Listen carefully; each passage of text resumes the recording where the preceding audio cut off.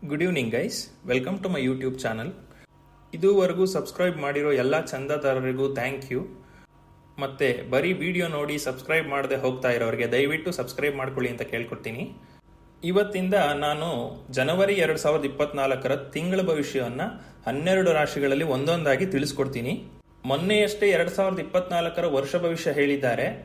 ತಿಂಗಳ ಭವಿಷ್ಯದ ಅವಶ್ಯಕತೆ ಏನು ಅಂತ ನೀವು ಕೇಳಬಹುದು. ವರ್ಷ ಭವಿಷ್ಯದಲ್ಲಿ ಮೆಜಾರಿಟಿ ನಾವು ಗುರು, ಶನಿ, ರಾಹು, ಕೇತು ಇಂಥ ಗ್ರಹಗಳ ಇಂಪ್ಯಾಕ್ಟ್ನ ಜಾಸ್ತಿ ಕನ್ಸಿಡರ್ ಮಾಡ್ತೀವಿ.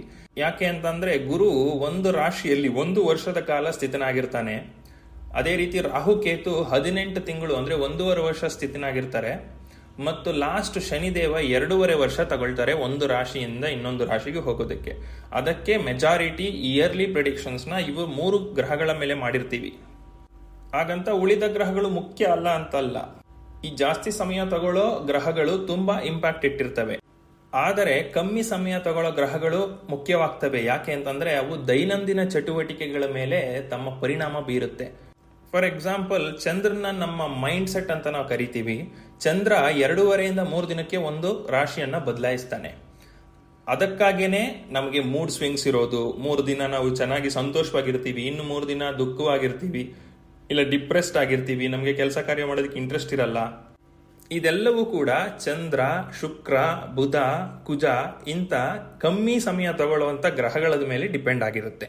ಸೊ ನಾವು ಇಯರ್ಲಿ ಪ್ರಿಡಿಕ್ಷನ್ಸ್ ಮಾಡಿದಾಗ 3 ದೊಡ್ಡ ಗ್ರಹಗಳು ಮತ್ತೆ ಜಾಸ್ತಿ ಸಮಯ ತಗೊಳ್ಳೋ ಗ್ರಹಗಳ ಮೇಲೆ ನಿಮ್ಮ ವರ್ಷದ ಒಂದು ಬ್ಲೂ ಪ್ರಿಂಟ್ ನ ಹೇಳಿರ್ತೀವಿ.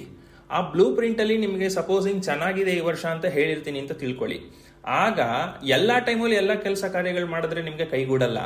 ಯಾವಾಗ ಚಂದ್ರ ಚೆನ್ನಾಗಿರ್ತಾನೆ, ಶುಕ್ರ ಚೆನ್ನಾಗಿರ್ತಾನೆ, ನಿಮ್ಮ ಮೂಡ್ ಚೆನ್ನಾಗಿರುತ್ತೆ, ಮತ್ತೆ ಮಾರ್ಸ್ ಇಂದ ಅಂದ್ರೆ ಕುಜನಿಂದ ನಿಮಗೆ ಎನರ್ಜಿ, ಕಾನ್ಫಿಡೆನ್ಸ್ ಎಲ್ಲ ಇರುತ್ತೆ. ಅಂತ ಸಮಯದಲ್ಲಿ ಮಾಡಿದ್ರೆ ನೀವು ಆ ಕೆಲಸಗಳನ್ನ ಫೋಕಸ್ ಇಟ್ಕೊಂಡು ಮಾಡಿರ್ತೀರಿ ಮತ್ತು ನಿಮ್ಮ ಕಂಪ್ಲೀಟ್ ಎಫರ್ಟ್ಸ್ ಅದರಲ್ಲಿ ಹಾಕ್ತೀರಿ.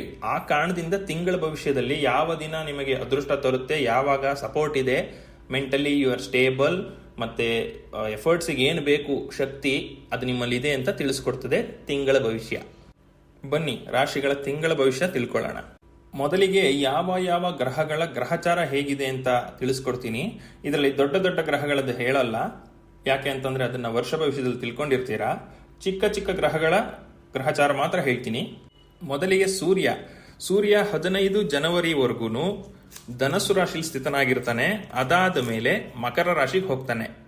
ಚಂದ್ರ ತಿಂಗಳ ಆರಂಭದಲ್ಲಿ ಮೇಷ ರಾಶಿಲಿರ್ತಾನೆ ಮತ್ತು 2.5-3 ದಿನಕ್ಕೆ ಒಂದೊಂದು ಮನೆ ಬದಲಾಯಿಸ್ತಾ ಹೋಗ್ತಾನೆ. ಇನ್ನು ಕುಜ ತಿಂಗಳ ಪೂರ ಧನಸ್ಸು ರಾಶಿಯಲ್ಲೇ ಇರ್ತಾರೆ. ಮೊದಲನೇ 7 ದಿನ ಅಂದ್ರೆ ಜನವರಿ 7ರವರೆಗೂ ಮಾತ್ರ ವೃಶ್ಚಿಕ ರಾಶಿಲಿ ಇರ್ತಾರೆ. ಇನ್ನು ಶುಕ್ರ ಜನವರಿ 18ನವರೆಗೂ ವೃಶ್ಚಿಕ ರಾಶಿ ಇರ್ತಾರೆ. ಆಮೇಲೆ ಫೆಬ್ರವರಿ 12ರವರೆಗೂ ನೆಕ್ಸ್ಟ್ ರಾಶಿ ಅಂತಂದ್ರೆ ಧನಸ್ಸು ರಾಶಿಲಿ ಇರ್ತಾರೆ. ಇನ್ನು ಬುಧ ಗ್ರಹ 7 ಜನವರಿವರೆಗೂ ವೃಶ್ಚಿಕ ರಾಶಿಲಿ ಇರ್ತಾರೆ. ಅದಾದ್ಮೇಲೆ ಪೂರ ತಿಂಗಳು ಧನಸ್ಸು ರಾಶಿಲಿ ಇರ್ತಾರೆ. ಆದರೆ ವಕ್ರಗತಿಲಿ ಇರ್ತಾರೆ ಬುಧ. ಇನ್ನು ಗುರು ತಿಂಗಳು ಪೂರ್ತಿ ಮೇಷರಾಶಿಯಲ್ಲಿರ್ತಾನೆ. ಶನಿ ಕುಂಭರಾಶಿಯಲ್ಲಿದ್ದಾನೆ. ರಾಹು ಮೀನ ರಾಶಿಯಲ್ಲಿ, ಕೇತು ಕನ್ಯಾ ರಾಶಿಯಲ್ಲಿದ್ದಾರೆ. ಮಿಥುನ ರಾಶಿಯ ತಿಂಗಳ ಭವಿಷ್ಯ ನೋಡೋದಾದ್ರೆ ಮೊದಲಿಗೆ ಸೂರ್ಯ ನಿಮ್ಮ 7ನೇ ಮನೆಯಲ್ಲಿ 15ನೇ ತಾರೀಕಿನವರೆಗೂ ಇರ್ತಾನೆ. ಅದಾದ ನಂತರ 8ನೇ ಮನೆ ಅಂದ್ರೆ ಮಕರ ರಾಶಿಗೆ ಹೋಗ್ತಾನೆ.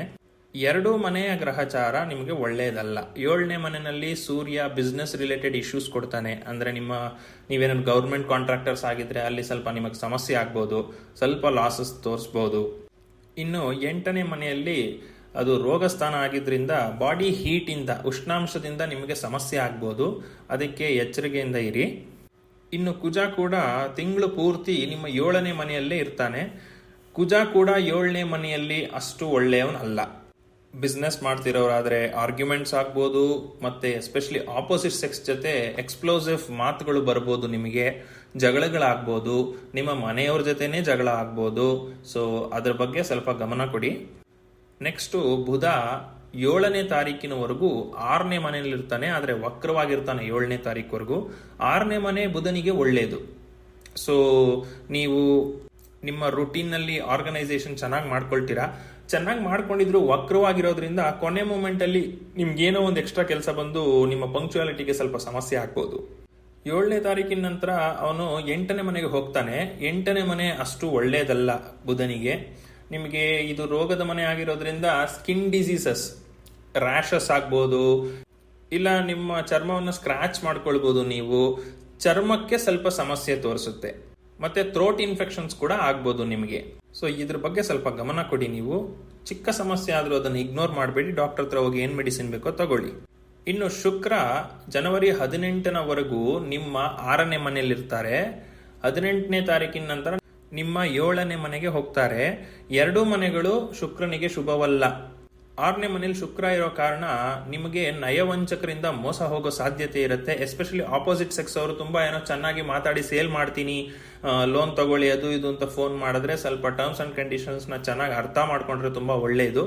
ಮತ್ತು 7ನೇ ಮನೆಯಲ್ಲಿ ನಿಮ್ಮ ಬಿಸ್ನೆಸ್ಗೂ ಅಷ್ಟು ಒಳ್ಳೆಯದಲ್ಲ. ಮಾತಿಗೆ ಮರಳಾಗಿರೋ ಕಾರಣ ಲಾಸಸ್ ಆಗೋ ಚಾನ್ಸಸ್ ಇರುತ್ತೆ. ಸೂರ್ಯ ಕೂಡ 7ನೇ ಮನೆಯಲ್ಲಿ ಲಾಸಸ್ ತೋರಿಸ್ತಿದ್ದಾನೆ, ಕುಜ ಕೂಡ 7ನೇ ಮನೆಯಲ್ಲಿದ್ದಾನೆ, ಸೊ ಶುಕ್ರ ಕೂಡ ಅದೇ ಮನೆಯಲ್ಲಿದ್ದಾನೆ. ಇದ್ರ ಬಗ್ಗೆ ಸ್ವಲ್ಪ ಹೆಚ್ಚು ಗಮನ ಕೊಡಿ ಬಿಸ್ನೆಸ್ ಅಲ್ಲಿರೋರು. ಇನ್ನು ನೆಕ್ಸ್ಟ್ ಶನಿ ನಿಮ್ಮ 9ನೇ ಮನೆಯಲ್ಲಿದ್ದಾನೆ, ಅಷ್ಟು ಒಳ್ಳೆಯದಲ್ಲ. ಇನ್ನಷ್ಟು ಮಾಹಿತಿ ತಿಳ್ಕೊಳ್ಳೋಕ್ಕೆ ವರ್ಷ ಭವಿಷ್ಯ ನೀವು ನೋಡ್ಬೋದು. ಗುರು ನಿಮ್ಮ 11ನೇ ಮನೆಯಲ್ಲಿದ್ದಾನೆ, ಗುರುಬಲ ಇದೆ, ನಿಮಗೆ ಒಳ್ಳೆ ಲಾಭ ತೋರಿಸುತ್ತೆ. ಲಾಂಗ್ ಬ್ಯಾಕ್ ಮಾಡಿರೋ ಇನ್ವೆಸ್ಟ್ಮೆಂಟ್ಸು ಈಗ ನಿಮಗೆ ರಿಟರ್ನ್ಸ್ ಕೊಡುತ್ತೆ. ಮತ್ತು ರಾಹು 10ನೇ ಮನೆಯಲ್ಲಿದ್ದಾನೆ, ಕೆಲಸ ಕಾರ್ಯಕ್ಕೆ ತುಂಬಾ ಒಳ್ಳೆಯದು, ನಿಮ್ಮ ಎಫರ್ಟ್ಸ್ ಅಪ್ರಿಷಿಯೇಟ್ ಆಗುತ್ತೆ, ಮ್ಯಾನೇಜರ್ಸ್ ಅದನ್ನ ಗಮನಿಸ್ತಾರೆ. ಇನ್ನು ಕೇತು 4ನೇ ಮನೆಯಲ್ಲಿದ್ದಾನೆ, ಫ್ಯಾಮಿಲಿ ಹೌಸ್ ಅಲ್ಲಿ ಕೇತು ಇರೋದ್ರಿಂದ ಫ್ಯಾಮಿಲಿ ಸ್ವಲ್ಪ ವಾತಾವರಣ ಅಷ್ಟು ಚೆನ್ನಾಗಿರೋದಿಲ್ಲ. ಇನ್ನು ಜನವರಿ ತಿಂಗಳಲ್ಲಿ ನೀವು ತುಂಬಾ ಒಳ್ಳೆಯ ದಿನಗಳು ಯಾವುದು ಅಂತ ಕೇಳಿದ್ರೆ ದಿನಾಂಕ 5ರಿಂದ 7 ಈ ದಿನದಲ್ಲಿ ನೀವು ನಿಮ್ಮ ಆರೋಗ್ಯದ ಬಗ್ಗೆ ತುಂಬಾ ಕಾಳಜಿ ವಹಿಸ್ತೀರಿ. ನೆಕ್ಸ್ಟ್ 10ರಿಂದ 12 ನಿಮ್ಮ ಒಡ ಹುಟ್ಟಿದವರೊಂದಿಗೆ ಒಳ್ಳೆ ವಾತಾವರಣ ಇರುತ್ತೆ, ಅವ್ರ ಜೊತೆ ಮಾತುಕತೆ ಚೆನ್ನಾಗಿರುತ್ತೆ, ಅವರು ನಿಮಗೆ ಚೆನ್ನಾಗಿ ಸಪೋರ್ಟ್ ಮಾಡ್ತಾರೆ. 17ರಿಂದ 19 ನಿಮ್ಮ ದೈನಂದಿನ ಚಟುವಟಿಕೆಗಳನ್ನ ಚೆನ್ನಾಗಿ ಪ್ಲಾನ್ ಮಾಡ್ಕೊಳ್ತೀರಿ, ಆರ್ಗನೈಸ್ ಮಾಡ್ಕೊಳ್ತೀರಿ. You will be punctual in routine work. ಮತ್ತೆ ನಿಮಗೆ ಯಾವ್ದಾದ್ರು ಚಿಕ್ಕ ಪುಟ್ಟ ಕಾಯಿಲೆಗಳಿದ್ರೆ ನೆಗಡಿ, ಶೀತ, ಕೆಮ್ಮು, ಇದು ಸಾಲ್ವ್ ಆಗುತ್ತೆ, ಮೆಡಿಸಿನ್ ಕರೆಕ್ಟಾಗಿ ರೆಸ್ಪಾಂಡ್ ಮಾಡಿ. ಇನ್ನು ನೆಕ್ಸ್ಟ್ 25ರಿಂದ 27ನೇ ತಾರೀಕುವರೆಗೂ ನಿಮ್ಮ ಕೆಲಸದಲ್ಲಿ ಪ್ರಶಂಸೆ ಸಿಗುತ್ತೆ, ಫೇಮಸ್ ಆಗ್ತೀರಿ ಕೆಲಸದ ಜಾಗದಲ್ಲಿ, ನಿಮ್ಮ ಕೊಲೀಗ್ಸ್ ನಿಮಗೆ ಸಪೋರ್ಟ್ ಮಾಡ್ತಾರೆ. ಇನ್ನು 27ನೇ ತಾರೀಕಿಂದ 30ನೇ ತಾರೀಕುವರೆಗೂ 11ನೇ ಮನೆಯಲ್ಲಿ ನಿಮಗೆ ಒಳ್ಳೆ ಲಾಭದ ಮನೆ, ಇದು ಲಾಭ ಸಿಗ್ತದೆ. ಬಿಸ್ನೆಸ್ ಅಲ್ಲಿ ಆಗಿರ್ಬೋದು, ಕೆಲಸದಲ್ಲಾಗಿರ್ಬೋದು, ಲಾಭ ಸಿಗುತ್ತೆ ನಿಮಗೆ. ಇನ್ನು ನೆಕ್ಸ್ಟ್ ಎಚ್ಚರಿಕೆಯಿಂದ ಇರಬೇಕಾದ ದಿನಗಳು ಯಾವುದು ಅಂತಂದ್ರೆ 2ನೇ ತಾರೀಕಿಂದ 5ನೇ ತಾರೀಕು, 7ನೇ ತಾರೀಕಿಂದ 10ನೇ ತಾರೀಕು, 12ರಿಂದ 15, 15ರಿಂದ 17, 19ರಿಂದ 21, 21ರಿಂದ 23, 23ರಿಂದ 25 ಮತ್ತು 30ರಿಂದ 1. 19ರಿಂದ 25ರವರೆಗೂ ಒಂದು 6 ದಿನ ನಿಮಗೆ ತುಂಬಾ ಡೇಂಜರ್ ಇದೆ, ಸ್ವಲ್ಪ ಹುಷಾರಾಗಿರಿ. ಅವತ್ತು ತುಂಬಾ ಬ್ಯಾಡ್ ಆಗಿದೆ ಟೈಮು. ಇದಿಷ್ಟು ತಿಂಗಳ ಗ್ರಹಚಾರ ಫಲಗಳು. ನಿಮಗೆ ವಿಡಿಯೋ ಇಷ್ಟ ಆಗಿದ್ರೆ ದಯವಿಟ್ಟು ಲೈಕ್ ಮಾಡಿ, ನನ್ನ ಚಾನಲ್ಗೆ ಸಬ್ಸ್ಕ್ರೈಬ್ ಮಾಡ್ಕೊಳ್ಳಿ.